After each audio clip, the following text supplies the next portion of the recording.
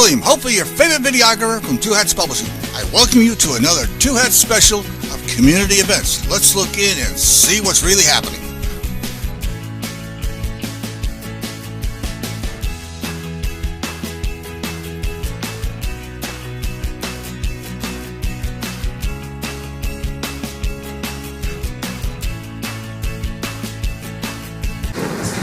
Good afternoon.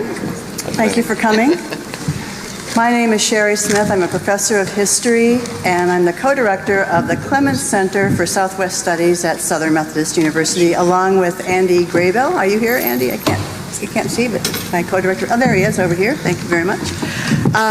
And also, on behalf of the co-conveners of today's event, Professor Andrew Torget from the University of North Texas, who's over here, and Professor Gerardo Guza from the Center-Instituto Mora in Mexico City. What we're going to do this afternoon is have a public conversation, which is part of an international symposium called Violence in the U.S.-Mexico Borderlands. And I just wanted to say a few words about the genesis of the bigger project and then turn the podium over to Dr. Torget and Dr. Guza. This is part of an annual series that the Clements Center for Southwest Studies has. We bring together the best minds to consider important topics of our time. And we primarily emphasize the value of historical analysis to come to deeper understanding of these kinds of issues. Now, this particular project had its genesis several years ago, when Drs. Torget and Dr. Guza approached us and asked us if we would be interested in doing something on this very timely and important issue of violence in the U.S. borderlands. And of course, we quickly jumped at the chance to do so. That was maybe 4 years ago. Is it possible? 4 years ago. So you can see this is a long time in the planning stage. Eventually, we got around to the process of selecting the participants and ended up with a stellar group of scholars who come from Mexico, the United States, and also from the United Kingdom. Then this past fall, we all met in Mexico City, where the participants presented their papers on this issue of violence in the U.S.-Mexico borderlands. They spent several days reading one another's work, critiquing one another, and then going home and revising them for the second go-around, which we've just been doing this weekend here in Dallas.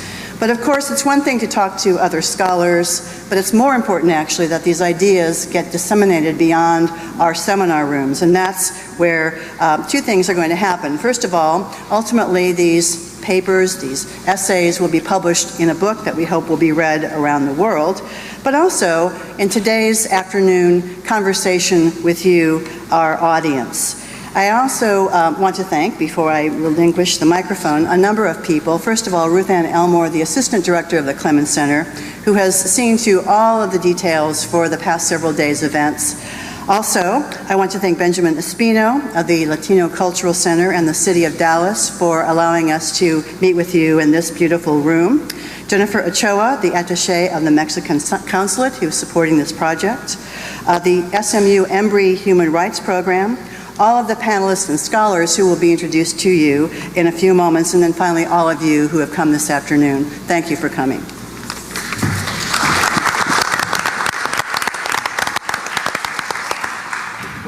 Hello.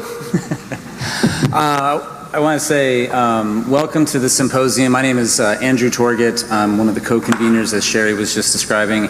And I just wanted to say two things. One, thank you to the Clements Center and the Instituto Mora for making all of this possible, gathering everybody together.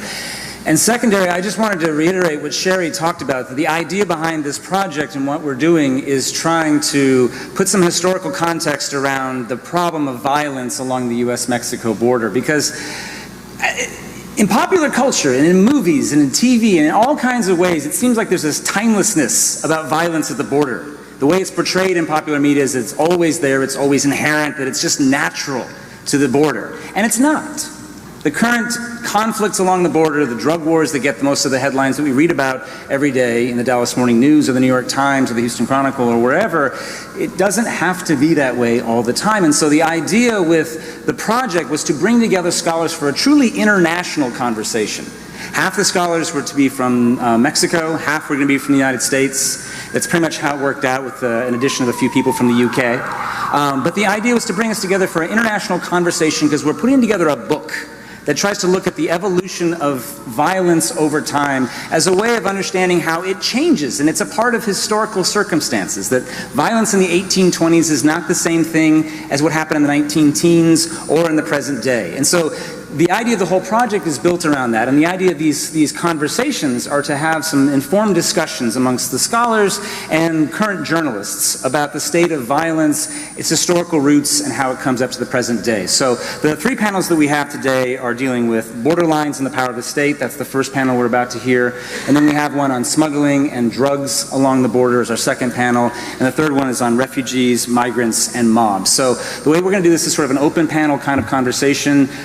Gerardo and I are going to moderate these discussions and try to get the conversation going. And we want to invite you into that conversation. And so we'll be able to throw it open to the floor for questions. And we hope you guys have questions of both our scholars and the three journalists who will be introducing, who've been kind enough to join us to give a contemporary vantage to this entire endeavor. So I want to say thank you for coming. And I'm going to turn it over to the first panel so that we can get started to my good friend, Dr. Gurza, who's going to introduce the first panel and the panelists. Thank you. Well, good afternoon to you all, and thank you for coming. Well, first of all, I'd like to seize the opportunity to thank, on behalf of the Instituto Mora of Mexico City, to thank the Clements Center for the wonderful opportunity to be a partner in this project. The Instituto Mora has had traditionally a lot of interest in the relationships between Mexico and the United States, and also in the history of the United States. So this was really an ideal project for us to participate, and I'm really glad to be here.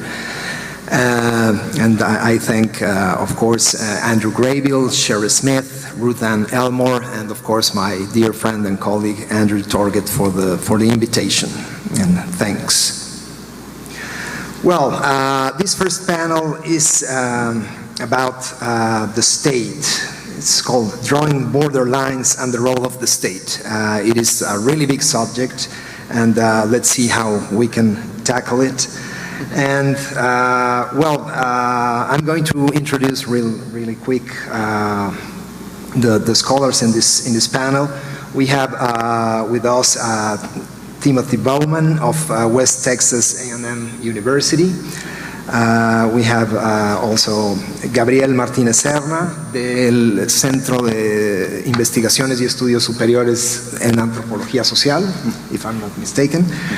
And Brandon Morgan from Central New Mexico Community College.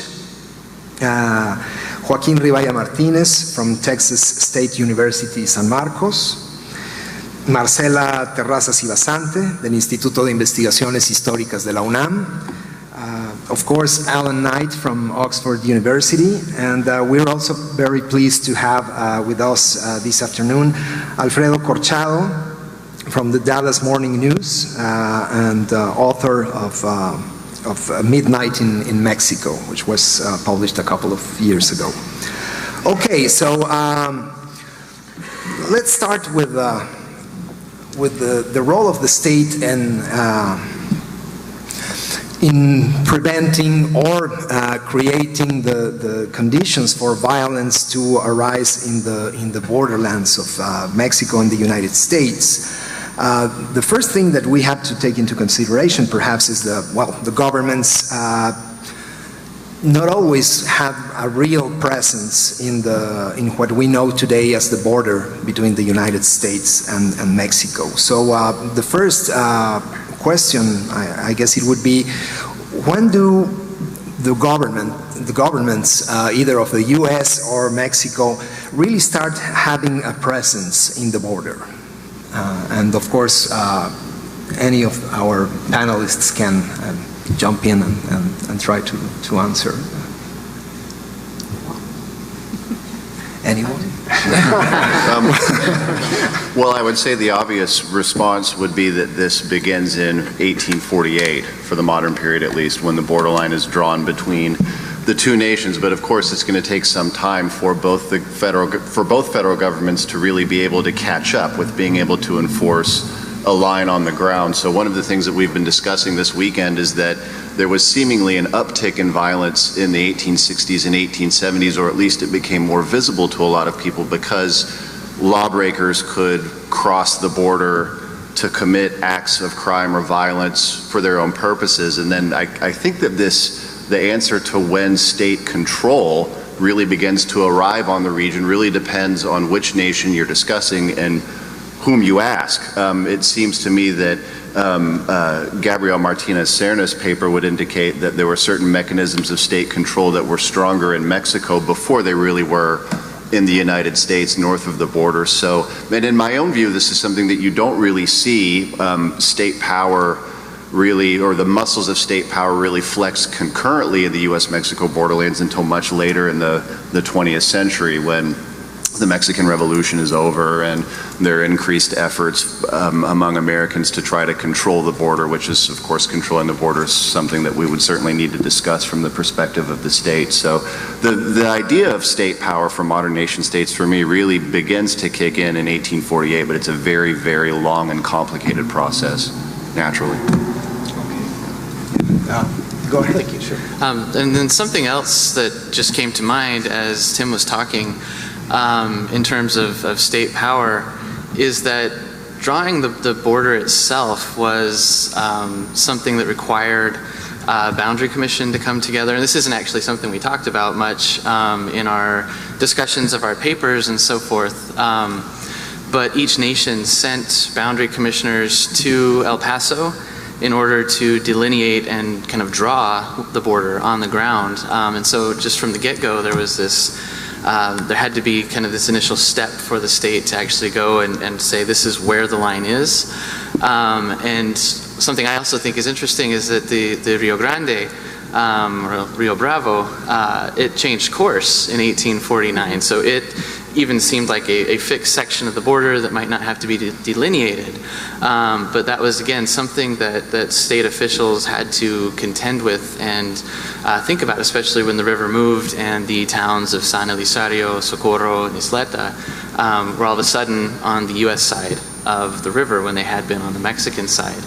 And so just kind of setting the stage maybe for thinking about all of the different things that the two state governments had to contend with as they were trying to establish and assert a border between the two nations in the mid-19th century. Can I just add a quick word? I'm a historian of Mexico, so I see it much more from the Mexican side, and I take the point that Tim made, but I think there is a very rough congruence going on at the end, towards the end of the 19th century. It's a moment in which both states, the US following the Civil War and Reconstruction, and even more Mexico after the upheavals of the French invasion, a degree of political stability is achieved under Porfirio Diaz in Mexico. The state is solvent, it has resources, it can build border posts and customs, and the fiscal, getting taxes is very important. And lastly, they have infrastructure. The railway systems meet up in the 1880s, telegraphs are brought in, so states can now control and have more information about what's going on. The border, of course, remains very porous. It's a huge border, so people can come and go and cross, and there's smuggling and contraband and so on. Nevertheless, I would say the end of the 19th century is the moment in which what had hitherto been a kind of line on the ground, a border, becomes a genuine border which is partially policed by two states that recognize each other's sovereignty. And it's evident when Porfirio Diaz, the president, met President Taft on the border in 1910. That was a good symbolic example of that. Okay. May I add something? Yeah, sure. And maybe I'm going to speak half in English and half in Spanish, so I will feel more comfortable. Well, what I would like to add is that between 1848 and maybe 1870s or 1880s, the governors, the caciques or the caudillos were the ones that has the control of the border region better than the federal state in Mexico, at least. Okay, can I add something? Sure. No, I just would like to add that in my own research, I study American Indians from the Southwest, the Rio Grande borderlands, as we refer to sometimes. And I want to emphasize the fact that in spite of the fact that there is a boundary line recognized by both countries in 1848, to many of the people and many of the communities living on either side of that border, that didn't mean anything really. In the years and even in the decades after the Mexican-American War, there was no significant control by either state in the region, right? And you can actually argue that even a considerable distances from that boundary line, neither the United States nor the Mexican state controlled their territory. And in the specific case that I studied, which is the incursions of the Comanche Indians south of the border, it wasn't until the 1870s, when they were militarily defeated on the southern plains, that the raids into Mexico actually came to an end. So, okay. Yeah. So, and I think it's that raises the question if we take into consideration that usually in Mexican historiography, and I would say that also in American history too, 1848 and the war between the U.S. and Mexico is taken as such an important milestone. So the drawing of the line didn't mean anything. Didn't it change anything in the border region? Yeah, sure. Well, in English and in Spanish. Well, yes, I think that the new line, the new border, really had consequences for violence, not because the line itself, but the changes of demography and the movement of people toward California or New Mexico, especially toward California, and those people needed mules, needed cattle, needed horses, and so cattle theft became a more profitable business, and in that business, Indians, Mexicans, and Americans participated. And when cattle business had a boom, it was in the 50s, 60s, and so on, it became the source of a very violent situation. Gerardo, if I may. One of the things that we haven't discussed this weekend is, of course, 1848 brought about a very fateful decision for the Mexican citizens who lived in those areas that became a part of the American Southwest, that you either stay and are given a year, I believe it is, by virtue of the Treaty of Guadalupe Hidalgo to become a citizen of the United States, or you leave and go to within the confines or the newly defined confines of Mexico. And I think that's something that is also going to lead to a lot of negative encounters between peoples after 1848, even if they aren't crossing the border. You know, there'll be issues related to Anglos coming in and intimidating people, pushing them off of land, misappropriating land, issues with properties that had not had property taxes paid on them, for example, which is something that a number of scholars have written about. Benjamin Johnson, I think from SMU, or excuse me, from Loyola, most notably, that when someone, of course, doesn't pay taxes on land because they don't speak the language of the new nation that's come in and colonized their homeland space, and then they wind up losing that land, that creates a tense atmosphere in southwestern communities across the borderline. So of course, in that way, 1848 is an incredibly important year, even if the borderline itself between the two nations is incredibly difficult to police or define even. Okay. Very well. So if we all agree that it is in the latter part of the 19th century that the governments and the states start having the power and the resources to make their presence felt in the border areas. That's certainly the case of the Porfiriato in Mexico, but at the same time we have the Gilded Age in the United States. Is there some kind of parallel we could draw between what is going on in Mexico and at the same time on the other side of the Texas border? Or?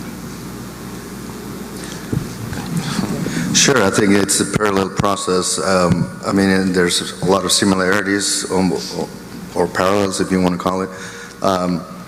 Just for different reasons and for common reasons, both states federalize the border. In the case of the Porfiriato, it's mounted police, the equivalent of the Texas Rangers, but also a new and federally controlled customs house, which is terribly important, not just for patrolling the border, but also for taxes. In the American side, after Reconstruction, the Army takes a bigger role, but even after you get into the Gilded Age, you certainly surges of investments in railroads and mining bring both countries together, and I think by both economies coming together, it just reinforces the presence of the states on both sides of the border.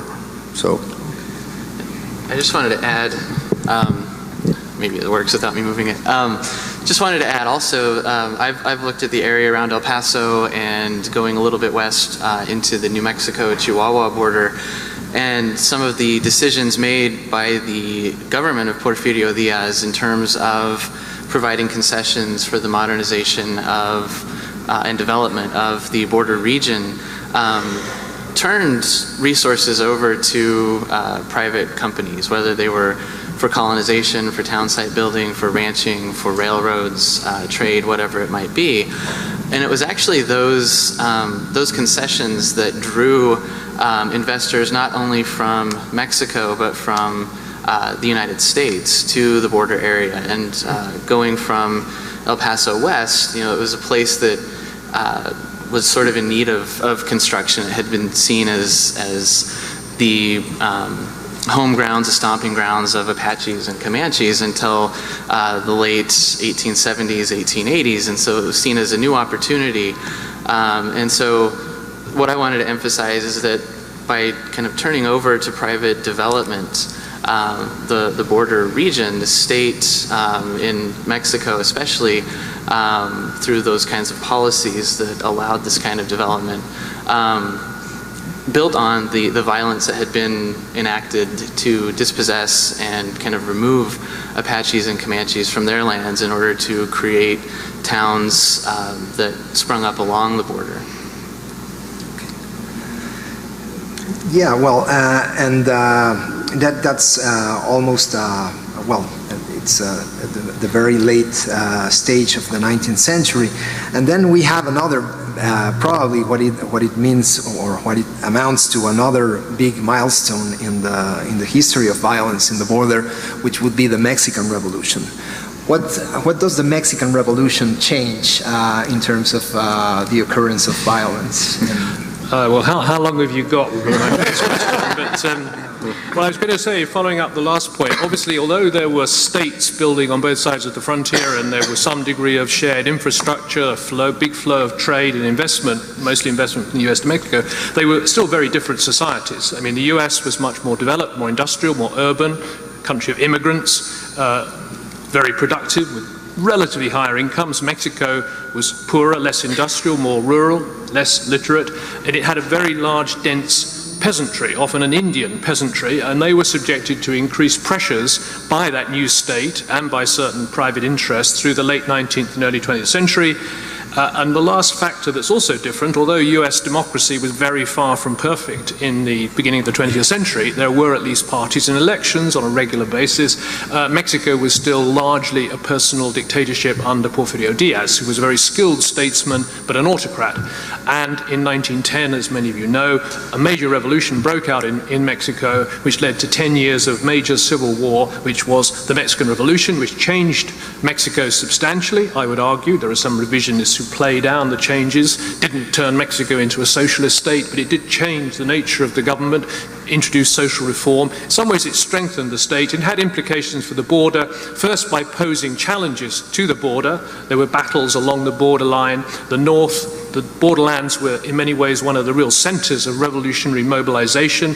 Pancho Villa from Chihuahua, the División del Norte, the biggest revolutionary, most successful revolutionary army from Chihuahua, which advanced down and broke the power of the old regime. So the North played a vital role, and the last point simply to make is that because of that, the new regime which emerged in Mexico City in the 1920s was in many ways a northern regime, a regime of fronterizos or norteños who carried with them some of the almost the sort of genetic makeup, in metaphorical terms, of the north, and tried in a way to impose their model on the rest of Mexico, which I think they did, for better or worse, with some success.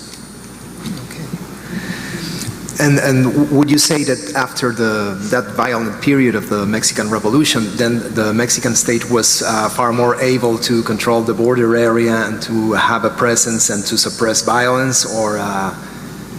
I would say probably yes. I think it wouldn't figure among the most important consequences of the Mexican Revolution. There were others, such as land reform in central Mexico, which was more important. But the revolution, I think, did, over a bit of time, create a stronger state, a more centralized and capable state. And it's interesting that after this huge outbreak of violence, through the 1920s and 30s, even beyond, the border region is fairly quiet. I mean, we've discussed violence in the 19th century, in the Revolution. We discussed violence at the end of the 20th century. There's a period from the 20s through till perhaps the 1980s in which the border is, by comparative terms, relatively tranquil, peaceful, and commercially successful. So I think the Revolution doesn't explain all of that, but it contributes to it. Okay. Yeah. Well, and that brings us to the 20th century and to the more contemporary era, and if that happened after the Mexican Revolution, and if it was a process of more consolidation in the 20th century, well, we might ask what happened in the late 20th century and in the beginning of the 21st century, and why did it all turn more violent? And I guess Alfredo would have an answer for that. You're talking about the drug war? Yeah. Okay. I'm sitting here very fascinated, and I keep telling myself I'm a reporter, so I'm taking all this stuff down. I mean, it's apparent that if you look at the late 1930s, 1940s, and you see what happens in Badiraguato, Sinaloa, and the rise of the first cartel, I mean, it's essentially a one alliance, and it's very heavily government control at the time. Very much the PRI controlling, I mean, to the point where it's difficult to understand who the government is, who the criminals are, because it's basically the co-option is there, it's 1-on-1. And I think for many, many years, it continued that way. And I think the violence was limited to in-house, people not agreeing with one another, but it wasn't an all-out war as we saw, I think, in beginning in the 1980s with the Amado Carrillo Fuentes and Ciudad Juárez, etc. But I don't want to get too ahead of myself, but I mean, I think that was the key moment where you had these, it's a very one alliance, El Padrino, Fonseca and the others who become a one group, and it's ironically, it's not until they realize after Kiki Camarena is kidnapped and killed, when the U.S. government begins to pressure, that they began to break off. This whole alliance begins to break off, and the same people from this one community, Badiraguato, and the surrounding area, El Padrino begins to say, okay, you're in charge of this plaza, you're in charge of that plaza. Carrillo Fuentes in the north, you had Chapo Guzman at the El Pacifico.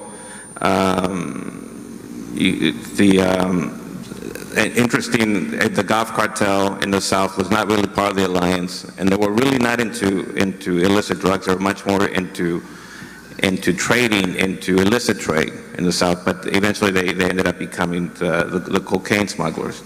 But it was very much one family, one, if you will, one extended group of people who control that area for the longest time.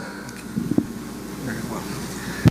Well, there's a famous anthropologist who says that the state has been both the source of our freedoms and the source of our miseries, and I guess there's something related to that in what we're seeing here. So just as a general question to whoever wants to say something about it, what has been the role of the state in suppressing violence? Has it been effective in that? Has it been, I mean, its intervention has only worsened things?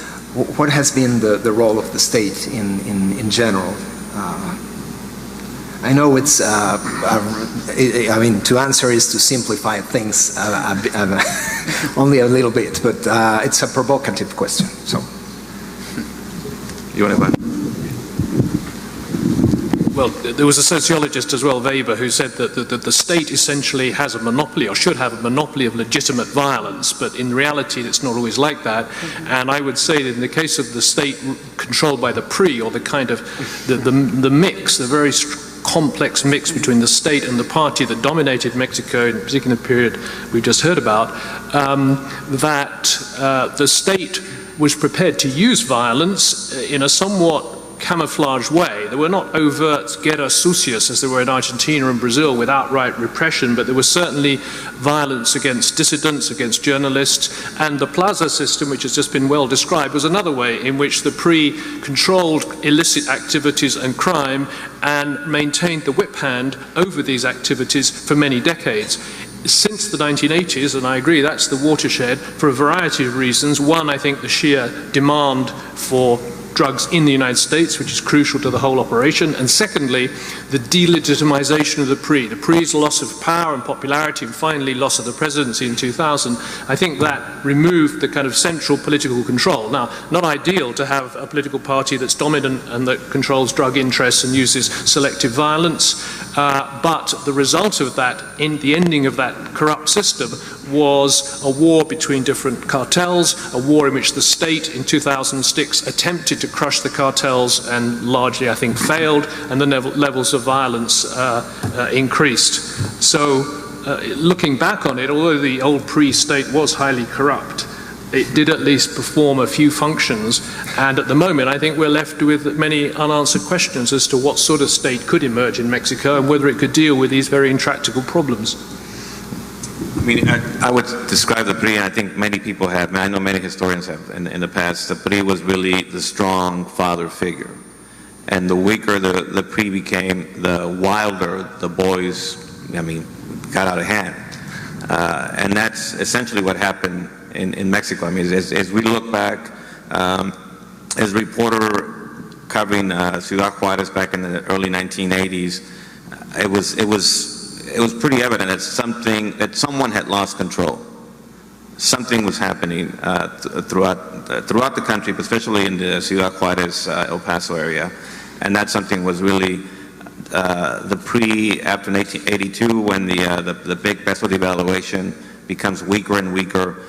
You start having the opposition party, the PAN, becoming stronger, especially in that region. And you had a lot more pressure from the U.S. government. The more pressure you had, I think the things just became sort of to disentangle, if you will.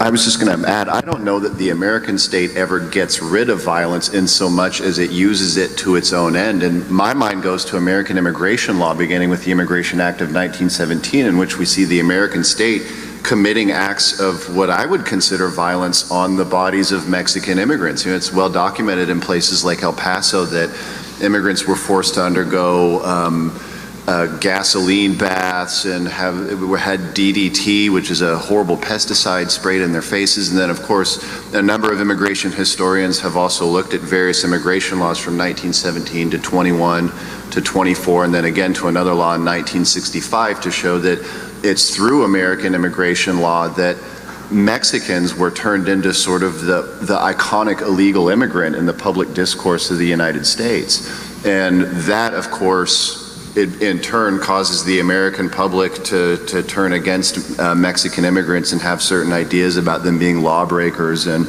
not belonging in the United States, and then of course committing their own acts of violence against them. So I guess that's a bit of a long-winded way of saying that violence, to echo Andrew's point when he opened this panel, violence doesn't really ever go away in the borderlands. It just shifts and changes over time, but it's still very much present throughout the 20th century and today. I'll add something. Sure. Well, just as a precursor to what would become the PRI, I think going back to the Porfiriato, which is what I'm talking about in this contribution, I think the repressive apparatus that the Porfiriato starts building is one that, even though it is obviously transformed by the revolution and in many ways strengthened, it is really the basis for the repressive apparatus that you have today.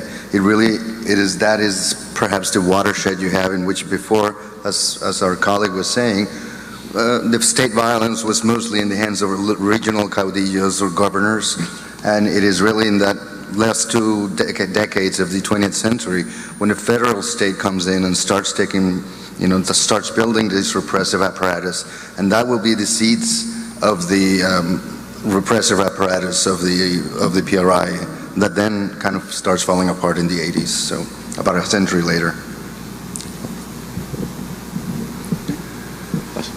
Well, anyone else, or? Well, maybe we have a few minutes to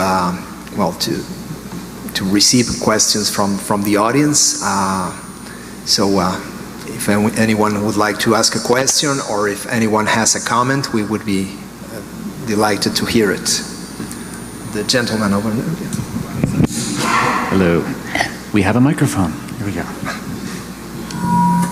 Yes, I'd like to ask if the sale of the positions of police chief, for example, in the mid '80s in Chihuahua, the position of the head of police in Chihuahua cost. Could you speak closer to the microphone? Oh, okay, I'm sorry. Yes, I understand that during the '80s, to be police chief in Chihuahua cost about $1 million. The drug lords would then pay approximately $100,000 a month to the police chief. A lot of that money would then go to Mexico City. So there would be no incentive to break the drug movement. And anybody who got out of line, of course, would have to be dealt with violently. But that would contribute to the violence. Does anyone have a comment on that?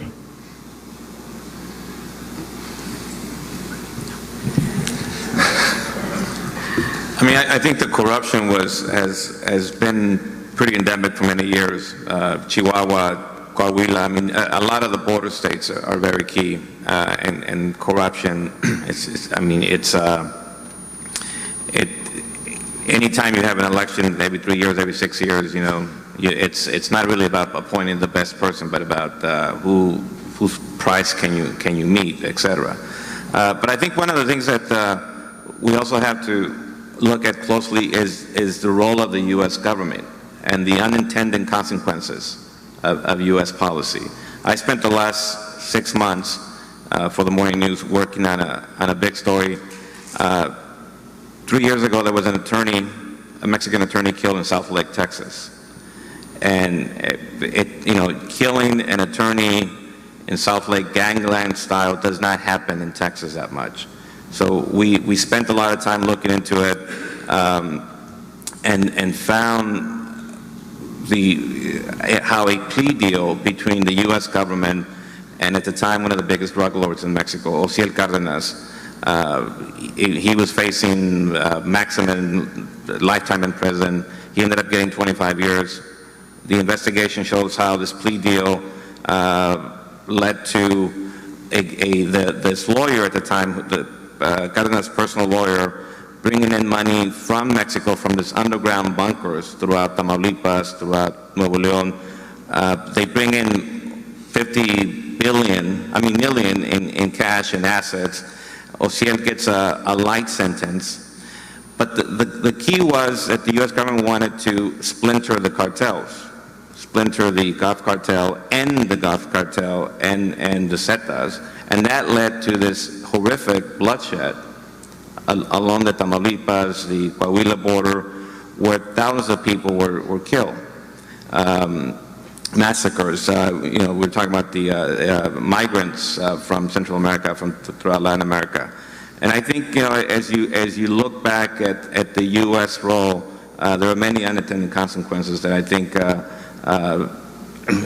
least in this case, I mean, an attorney was caught right in the middle of that. And as you look forward, I think people in Mexico, as they debate, what is the future U.S. role in Mexico, I think there are many lessons to be drawn from this.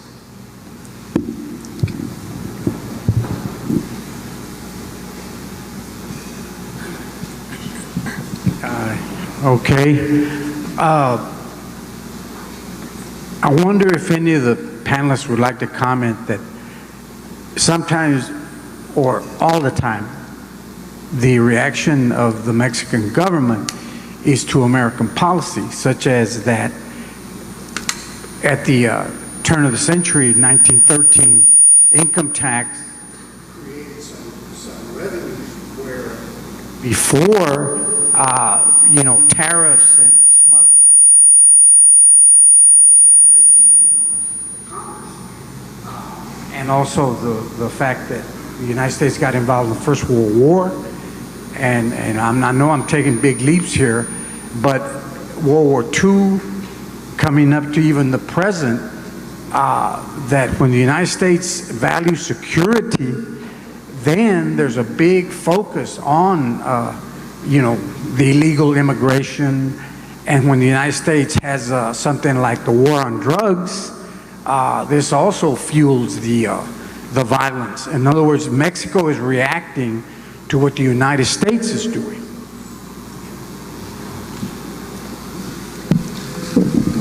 Well, I think the Mexicans are quite capable of violence themselves. I mean, Don Porfirio really was more reacting to his own, consolidating his own power. And at least that violence is only marginally related to the U.S. So there's a bit of both, I would say. Certainly some native Mexican violence of its own. I would say that clearly Mexico reacts to the US and what's happening here, though there is obviously some US reaction to what happens in Mexico. It's not just one-sided. Economically, clearly it's very important what's happening in the US economy because of the growing integration right through the 20th century, long before NAFTA. And if you look at flows of Mexican migration to the US, partly because of the revolution, it goes up. Demand in the US during the First World War continues in the 20s, collapses with the Depression. Mexicans, 300,000 are sent back to Mexico, picks up again in the Second World War with the Bracero program. So there are big cycles which respond very much to the US economy. But there's another story, very briefly, which is about security. And again, the two world wars are really interesting. In the First World War, because the US government feared German involvement in Mexico in the famous Zimmermann telegram, Mexico could play the United States quite successfully to get recognition for the revolutionary government. The US government didn't like the revolutionary government for all sorts of reasons, didn't like the new constitution, but because of the war and the security issue, they were kind of obliged to do a deal and recognize the government. In the Second World War again, Mexico in '38 nationalized the Anglo-American oil companies, not a very popular move in the US, but again, because of the fear of the Axis powers, Japan, Germany, and the onset of war, again, the United States had to some extent to recognize Mexican sovereignty. And I think Mexico has been quite skillful at playing on those opportunities, particularly at the time of the two world wars. I think in many respects, because of the nature of international politics between the United States and Mexico and Canada, and perhaps the fact that the United States can be described as hegemonic in certain respects, that it's easy to overlook Mexican agency in terms of the crafting of federal policy, right? And so one of the programs that my mind goes to, Alan just mentioned the Bracero program of World War II, which certainly there was a farm labor, so this was a guest worker agreement between the United States and Mexico to fulfill a farm labor shortage in the United States, which certainly there was such a thing during the war, but from the point of view of the Mexican state, engaging in such an agreement was a good thing because it allowed for the potential to protect Mexican workers from abuses that were rampant in places like Texas and Arizona and across the Southwest. Now, of course, to what degree that actually worked is quite debatable, and I think a number of historians of the Bracero program would argue that it did not. Nonetheless, I think the Mexican state certainly did assert itself in protecting a perceived need among people who were coming to the United States in the 20th century. And this was hundreds of thousands of people, of course.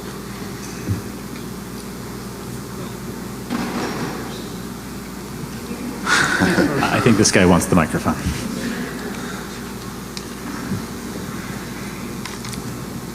The question is probably more directed to Mr. Corchada, but anyone can jump in.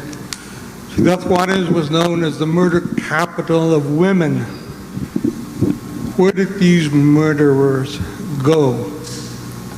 Then it became just the murder capital of the world.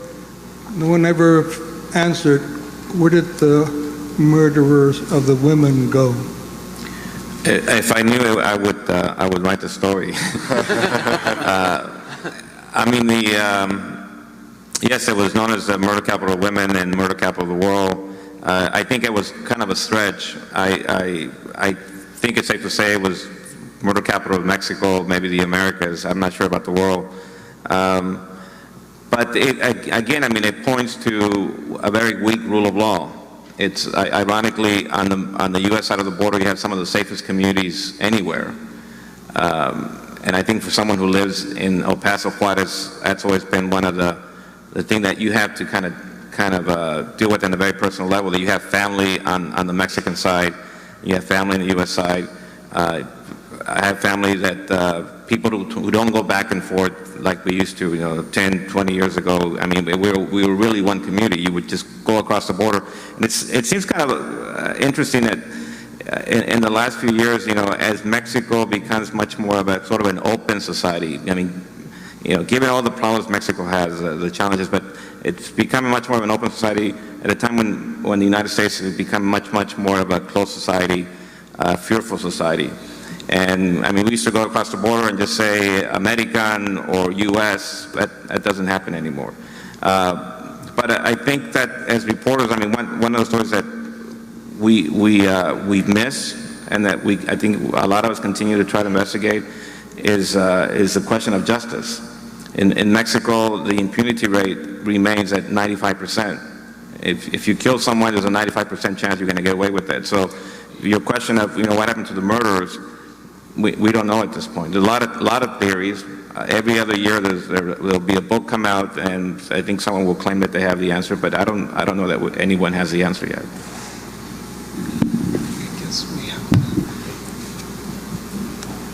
Yeah, so my question kind of turns back to the issue that we started the panel discussion with, which when does the state sort of begin to become an actor in the borderlands? And so I'm wondering, especially in the mid-19th century and earlier, to what extent is the state an independent actor, an outside actor, a thing in itself? And to what extent do local people create and define its meanings in the borderland and construct state power through the ways that they turn to the state, marshal the state, or attempt to resist the state? I think there are calls for state power pretty soon after 1848, when it's clear that people are crossing the border to commit crimes. In particular, a big problem during the 1860s and 70s was cattle theft. And of course, when people were losing property left and right, well, an answer to try to stop that property loss is for the state to come in and sort of flex its muscle. But of course, this is something that takes some time to happen because it's a very complicated process. So there's certainly a consciousness of it by the 1870s, if not earlier, but I don't know what my co-panelists would have to say. I think that there is a feature of the history of the border in the earlier part of the 19th century that is missing in later times, which is that apart from the two states, the United States and Mexico, you have a whole series of independent communities of Native Americans that are purportedly under the jurisdiction of the two nations, but de facto behave independently. And I think that's an important consideration to think of, not just these different indigenous groups as agents in border violence, but also to try to understand how let's say, the inefficiency of the state to protect its citizens on both sides of the border compel them to find solutions of their own, and in some cases to seek the opportunity. And you have, for instance, in the central decades of the 19th century, a series of communities in northern Mexico whose inhabitants trade with returning raiders from interior Mexico, to whom they buy pretty much the horses and mules and even the captives that they have been taking in places such as Durango. The state of Durango, for instance, was one of the ones which suffered the most. So I think that's an important feature of border violence that, as time goes by, will disappear. I guess we have time for just one more question. So, I want to believe that in spite of the corruption, that some progress is being made in Mexico. I cannot believe that the time of Durazo and Lopez Portillo is still alive today. So could you address that issue? Can it get any worse than Durazo and Lopez Portillo? I era when the chief of police lived like Nero, and he was endorsed by the president of Mexico.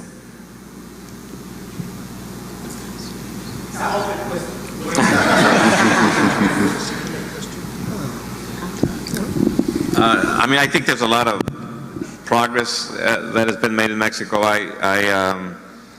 mean, I think sometimes when I'm in Mexico City, I wake up in the morning, I think, wow, we're two steps back. Sometimes you take a step forward. But I think, just to give an example, I think people always ask, is Mexico going to change in the next 5 years, 10 years? I mean, eradicating corruption is going to take a long, long time. It might not happen in our lifetime. But you see things, for example, like social media, the ability for people around the world now to try to shame Mexico and to try to, I always go back to a cab driver I saw in Mexico City. And if you're in Mexico City, you want to know what's going on in the country, you talk to a cab driver. And I asked him, I said, ¿Cómo ve el futuro? I mean, how do you see the future in Mexico? And he looks at his glove compartment. And I'm thinking, oh my God, he's going to reach for a gun or something, And he pulls out the cell phone, a smartphone. And he says, este es el futuro. And I said, how so? He says, we can't just blame people. You have to shame them. And I'm really convinced, as a journalist, that people in Los Pinos will listen more to what happens or the reaction outside Mexico City than what happens on La Avenida Reforma. And I think that is a very powerful tool that people around the world have to continue using. It's not just about the murders of Juarez, it's not just about Ayotzinapa, but it's about 150, 160,000 people who have been killed or disappeared. And it's about people in Mexico asking people in the United States, feel my loss, feel my pain, share my pain, and pressure the U.S. government. If we become so integrated economically, politically, socially, I think there has to be a much bigger role on this side of the border. I know that history was a focus of this panel, but you asked the question. I mean, it's just quite interesting to compare Mexico over the time I've known it, which goes back to the 1970s. And although there are systemic and serious problems such as corruption, we do need to remember that many of those problems are evident in other parts of the world. We just had the so-called Panama Papers that shed light, a small bit of light on a chronic global problem, which you could call big corruption. And I would add also that on a more positive note, I mean, Mexico has changed substantially. There's a school of thought which sort of puts Mexico into some category and says, this is it, it's never going to change. Some things are fairly stable and constant, but elections count for more. They may be a bit corrupt, but nevertheless they happen, and they happen regularly, and they can change governments. The media is much more investigative. We know much more about the corruption now than we would have done in the 1970s, when the media was much more controlled. Mexico has a larger middle class, higher literacy, and last of all, among many other things you could mention, the role of women has changed and continues to change. And one of the important reasons, one of the factors connected to that is the dramatic fall in the birth rate. In the 1970s, the Mexican population was growing at nearly 4% per annum, and that was unsustainable if you wanted proper economic growth it's now dropped to about the same level as in the United States. So there are many changes in Mexico. It's not a static society. Some of the changes are perhaps for the better, others not necessarily, but I think you need to sort of matizar to see the good and the bad. Otherwise there is a tendency, particularly abroad, to sort of put Mexico into a category in which the negatives are exaggerated, and particularly because violence is so eye-catching and so sensationalist, there's often a concentration on that at the expense of many other important structural changes that have happened in the country.